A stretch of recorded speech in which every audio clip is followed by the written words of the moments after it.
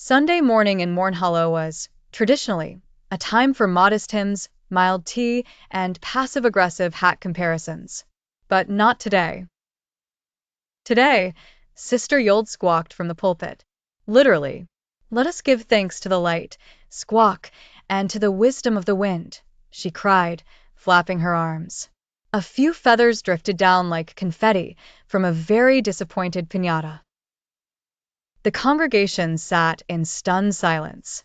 "Was that part of the service?" whispered Mrs. Spindle.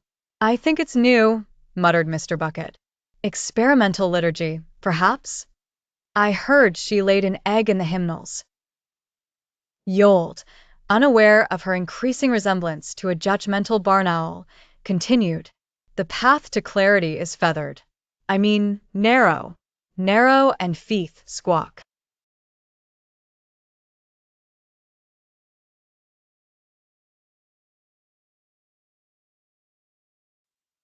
With a mighty leap, she flapped into the choir loft, knocked over the tambourine shelf, and attempted to nest in the velvet drapery.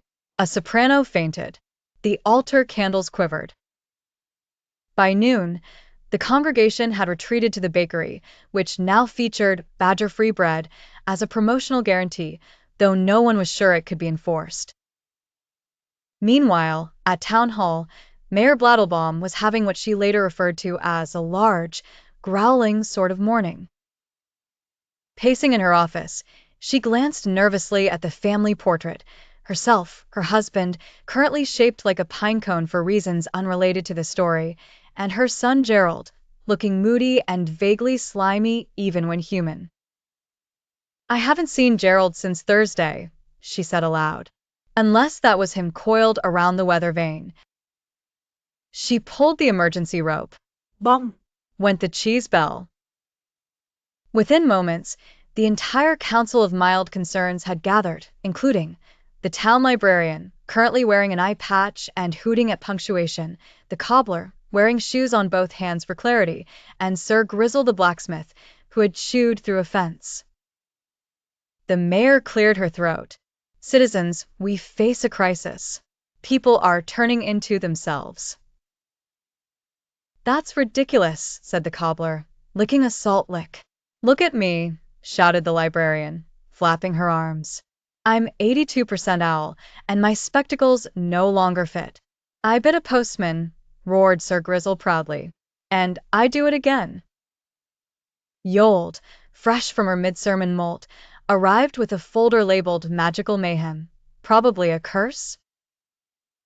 Back in her crooked tower, Elsinara was having the time of her life.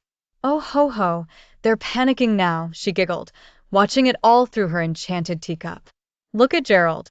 What a majestic little slink." Back in town, Isolde led a solemn march through the square. The townsfolk followed, some waddling, some skittering, all deeply confused. "We must find the source," she declared, flapping her sleeves, "before someone turns into something really inconvenient, like a giraffe or a tax auditor."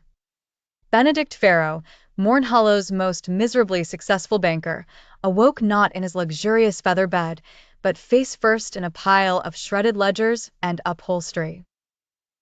He blinked. Something was wrong. For one, his vision was weirdly close to the floor. For two, his fingers had vanished.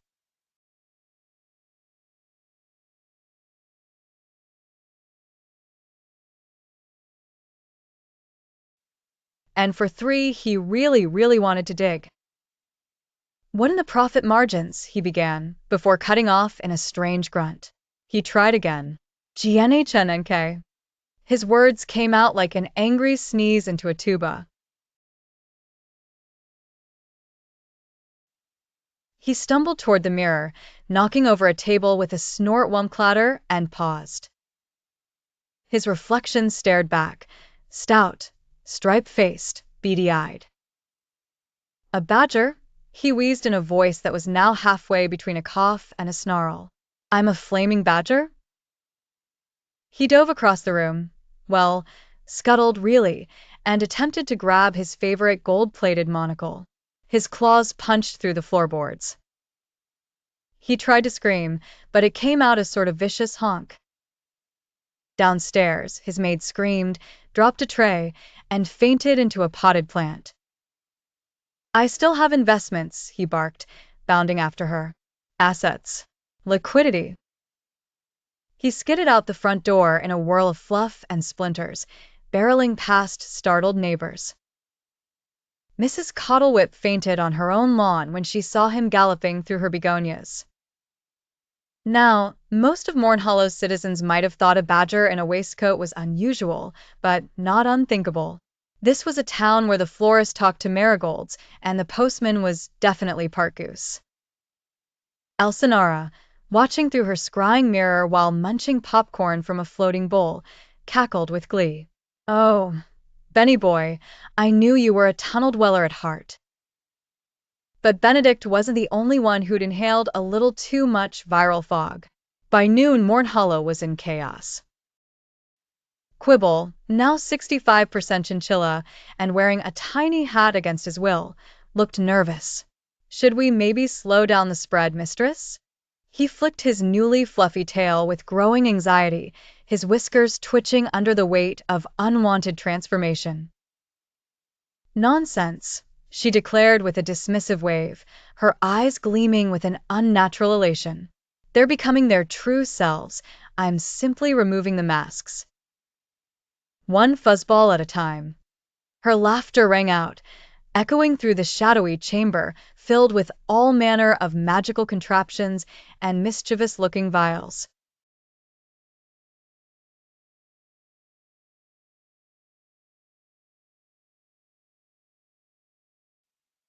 Back in town, Sister Isolde, ever the diligent chronicler, updated her emergency chalkboard. With measured care, she marked down the latest transformations.